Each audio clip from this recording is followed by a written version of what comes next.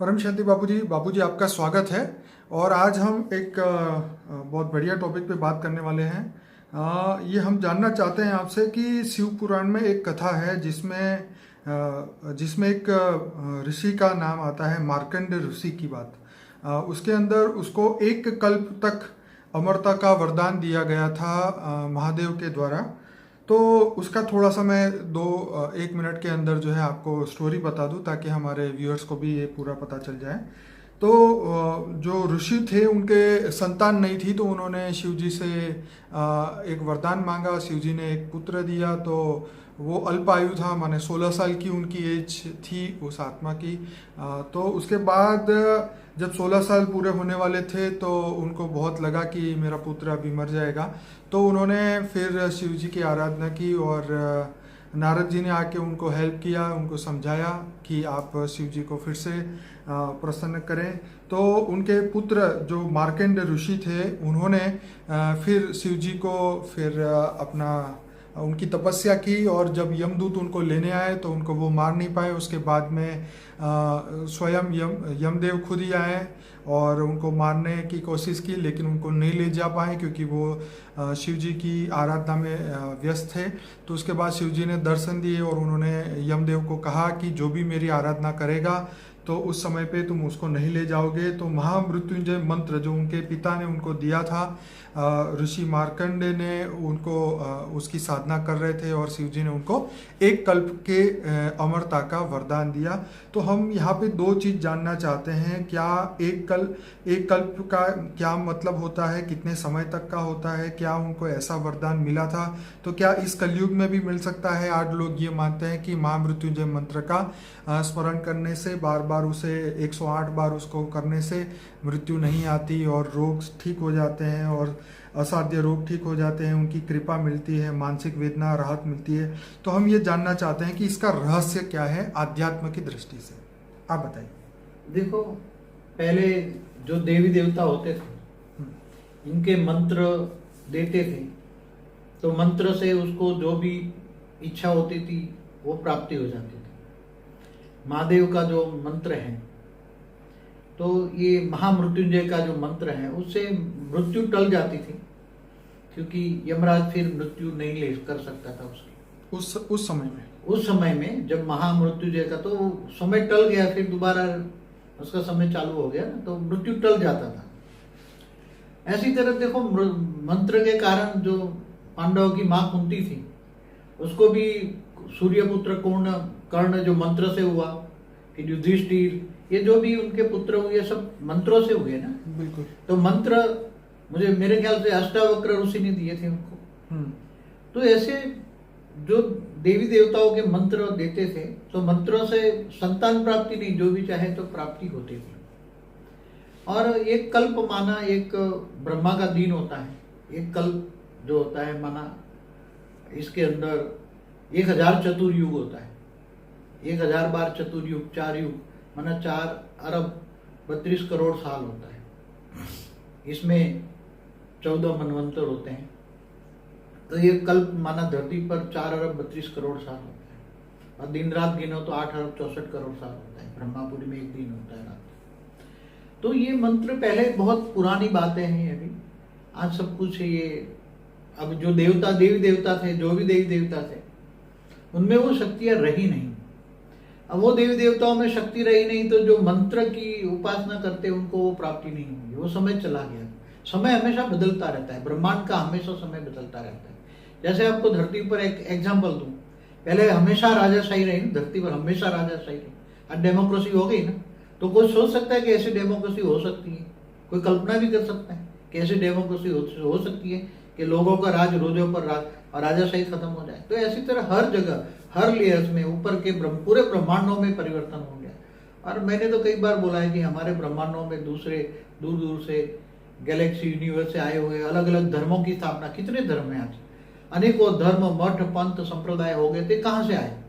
बाबूजी, यहाँ क्वेश्चन ये था कि क्या महामृत्युंजय मंत्र से आज की डेट में क्या ये कुछ फायदा हो? देखो, महामृत्युंजय मंत्र में शक्ति होती तो आज हिंदू धर्म के महादेव के कई मंदिर तोड़ डाले मुसलमानों ने। जैसे सोमनाथ को 17-18 बार गजनवी ने लूटा, तो कम से कम अपने मंदिर तो बचाते हैं। हिंदुओं के लाखों मंदिर तोड़ डाले, तो हिंदुओं का देवी देवता कम से कम हमारे मंदिर बचाते ना। तो इनकी शक्तियां कहाँ गई थी? अब नहीं है शक्तियां, वो सूक्ष्म में रहते हैं, कैलाश पर्वत पर रहते हैं। 3 तत्वों की शक्ति हो गई, जैसे सूक्ष्म में रहते हैं, कैलाश पर ही रहते हैं, अपने परिवार के साथ। आपका मतलब ये है कि अभी थियरी ऑफ कर्म के हिसाब से, जैसे आपने एक यमराज का हमने एक वीडियो बनाया था यमलोक के बारे में, और उनकी ड्यूटी के बारे में भी हमने वीडियो बताया था। उसमें आपने ये बताया था कि ये चीज़ें पहले के युग में होती थी, त्रेता और द्वापर में चल रहा था, लेकिन कलयुग में सिस्टम बदल चुका है, यमलोक भी वहाँ खाली हो चुका है। वहाँ पर अभी ये मृत्यु को लेने के लिए यमदूत भी भेजे जाते थे, वो समय बदल चुका है, अब कोई नहीं आता लेने। और दूसरे धर्म से लोग जो दूसरे गैलेक्सी से आत्माएं धरती पे आ चुकी है, तो ये सिस्टम बदल चुका है। तो मतलब ये कि महामृत्युंजय मंत्र अगर कोई भी इंसान करेगा, अगर उसकी मृत्यु ना हो तो कोई यहाँ पे धरती पे मृत्यु होगी ही नहीं। पर अब ऐसा नहीं है, जैसे आप बता रहे हैं, आत्माओं में शक्ति कम होती गई है और मंत्रों में भी शक्ति कम हो गई है। जो सारे देवी देवता थे वो मनुष्य बन चुके हैं, मैंने कई वीडियो में कहा हुआ है। अब वो मंत्रों का कोई मतलब नहीं है, मंत्र तंत्र सब फैल हो चुका है। मंत्र तंत्र आज जो भूत प्रेताओं तो करते हैं ना, काला जादू, काले, हमारे एक वीडियो है काला जादू पर, तो आज काला जादू चलता है, वो भूत प्रेत कर रहे हैं सब। तो क्या बापूजी मनुष्य अमर बन सकता है अगर ये मंत्र करता रहे तो, दिन रात 24 घंटे? देखो, धरती पर मृत्यु लोक में तो कभी कोई अमर नहीं हो सकता। ठीक है। पहले लोग जो असुर भी अमर होने के लिए कई बार ब्रह्मा की उपासना, महादेव की उपासना करके अमर देव का वरदान, अमर भव का वरदान मांगते थे। बिल्कुल, बहुत सारी स्टोरी है। हाँ, अपने हिंदू पुराणों में है, सब चाहते थे कि हम अमर हो जाए, हम कभी न मरें। मगर मृत्यु लोक है, मृत्यु लोक में तो राम और कृष्ण भी आए, चाहे ऑलमाइटी भी आता है जाए, तो भी ये मृत्यु लोक में कोई अमर नहीं हो सकता। ये 5 तत्वों का शरीर, जैसे सतयुग में ज्यादा से ज्यादा 1 लाख साल की उम्र होती थी, सतयुग शुरू हुआ तो 1 लाख साल की उम्र थी, बाद में 50,000 साल हुआ, फिर राम राज में भी 10-12 हजार तक साल की राज रही, भी धीरे धीरे कम होती गई ना। जैसे जैसे सतयुग, त्रेता, द्वापर, कलयुग, वायुमंडल खराब होता गया, धरती पर तत्वों में भारीपन आता गया, ऐसे स्थूल तत्व, मनुष्य के 5 तत्वों का पुतला भी भारीपन हो गया, इसलिए आत्मा उसमें दब पड़ी, आत्माओं की शक्तियां खत्म हो चुकी है। अभी तो देखो ये सब कुछ बदल चुका है। जो हमारे वेदों, उपनिषद, पुराणों में जो भी लिखी है, केवल एक ब्रह्मांड की कहानी है। कितनी? एक ब्रह्मांड के ब्रह्मा, विष्णु, शिव शंकर की कहानी, एक ब्रह्मांड की कहानी। ब्रह्मांड बहुत छोटा यूनिट है, महाब्रह्मांड एक गैलेक्सी, यूनिवर्स है, इससे ऊपर मल्टीवर्स है। तो ये दूर दूर से ग्रेट यूनिवर्स से लोग बहुत आए हैं, और हमारे जो ग्रहों पर भी उन्होंने कंट्रोल किया है। पूरे हमारे ब्रह्मांड पर दूर दूर से आने वाले हमारे कई इतने सारे धर्म कहाँ से आए, उस पर हमने वीडियो बनाई है।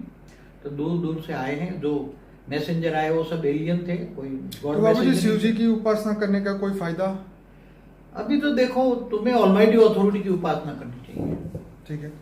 शिव तो एक ब्रह्मांड का मालिक है, महाशिव महाब्रह्मांड गैलेक्सी का मालिक है, परम महाशिव यूनिवर्स का मालिक है। तो ऐसी तरह मल्टीवर्स का मालिक 100 कला का परम महाशिव है। तो ऑलमाइटी अथॉरिटी को जानो, जो ऑलमाइटी अथॉरिटी का माना बेहद का विश्व का रचयिता, बेहद के विश्व का क्रिएटर, उनको जानो मानो, और वो गुप्त वेश में काम कर रहा है पूरे मल्टीवर्स को बदलने का। इसलिए उसको जानो मानो, उसको आत्मस्वरूप बनकर तुम उसको याद करो। तुम आत्माओं पहले स्वयं को पहचानो, आत्मस्वरूप बनकर ऑलमाइटी अथॉरिटी को जानो, और ऊंच ऊंच परम धाम से पावर उतारो, आत्मा में पावर उतारो। तो आत्मा में पावर आने से सारा विक्रम विनाश हो जाएगा। आत्मा में पावर चाहिए, आत्मा तमो प्रधान बन गई है, पहले सतो थी, सतो से रजो और तमो बन गई है। तो आत्मा में पावर आएगी तो ओरिजिनल आत्मा ओरिजिनल स्टेज में चली जाएगी, तुम आत्मस्वरूप की अनुभूति करोगे। तो आत्मस्वरूप की अनुभूति होने से तुम कहाँ से आए हो, कहाँ जाना है, क्या जाना है, स्पष्ट हो जाएगा, और तुम कौन सी कैटेगरी की आत्मा हो वो भी पता हो जाएगा। इसलिए नई दुनिया के लिए नया ज्ञान चाहिए, बेहद का ज्ञान चाहिए। बेहद का ज्ञान सागर में डूबो, ज्ञान सागर में विचार सागर मंथन करो। तो अगर आप बेहद की आत्मा है, हाई क्वालिटी आत्मा है, तो आपको समझ में आ जाएगा कि मैं बेहद की आत्मा हूँ, बेहद के विश्व की ऊंच से ऊंच परम धाम जाना है। तो ये लक्ष्य रखो, जीवन में लक्ष्य ऊंचा रखो। कुएं के मेढक मत बनो, ज्ञान सागर की मछली बनो, ज्ञान सागर पियो। तो बापू जी, ये आपने बहुत अच्छी तरीके से समझाया कि जो मंत्रों की बात, आपका एक वीडियो भी है, मंत्र में शक्ति क्यों नहीं है, वो भी लोग जरूर देखें। हालांकि सुनने में ये बहुत, ये सब हिस्ट्री हो गई। अब जैसे हिस्ट्री पढ़ते हो, ये सब हिस्ट्री हो गई। जी जी। तो आत्मज्ञान की ओर आगे बढ़ना चाहिए, जैसे आप हमेशा से बताते हैं। विश्व कल्याण के लिए हमें वाइब्रेशन बदलने चाहिए, अपने खुद के परम शांति के वाइब्रेशन डालो। जी जी जी। तो मैं सभी अपने श्रोताओं को एक रिक्वेस्ट करूंगा कि हमारा अनस्पोकन ट्रूथ बाय बापूजी का जो प्लेलिस्ट है, जिसमें 125 वीडियो है, वो पूरा देखिए, ताकि पूरा विश्व कैसे बदलेगा, हम कैसे परिवर्तन हो सकते हैं, आने वाला विश्व कैसा होगा, परम तत्व की दुनिया कैसी होगी। और जैसे सबको पता है कि ये धरती पे 100 साल भी निकलना बहुत मुश्किल है। तो 100 साल या 10 साल निकालना मुश्किल जी, है। तो यही बात है कि दुनिया, जैसे साइंस वाले भी मानते हैं कि अभी हमें दूसरे विश्व में जाना होगा, दूसरी पृथ्वी पे जाना होगा या इंटरस्टेलर बनना होगा। तो अब हम ये तो धरती लोक माने मृत्यु लोक है, लेकिन अमर लोक में कैसे जाएंगे और क्या होगा वहाँ पे, ये सब कुछ जानने के लिए अविनाशी अमर लोक। जी, अविनाशी अमर लोक। जैसे आपका एक वीडियो है, बेहद के परम धाम का वर्णन आपने किया है। तो सभी आत्माओं को रिक्वेस्ट है कि बापूजी के बहुत बढ़िया वीडियो है, लाइफ आफ्टर डेथ, कारण शरीर, सूक्ष्म शरीर और विश्व परिवर्तन के ऊपर पूरा एक प्लेलिस्ट है फॉर द बिगिनर करके, मेडिटेशन का भी प्लेलिस्ट है। तो सभी लोग पूरा देखिए, इस वीडियो को लाइक करें, शेयर करें, कमेंट करें, ज़्यादा से ज़्यादा लोगों तक पहुंचाएं, ताकि सभी लोगों को ज्ञान की ओर हम आगे लेके जाएं, भक्ति से हम आगे बढ़ें, ज्ञान की ओर बढ़ें। बापूजी आपका बहुत बहुत धन्यवाद। परम शांति। परम शांति। बेहद की परम शांति सोचो, बोलो परम शांति।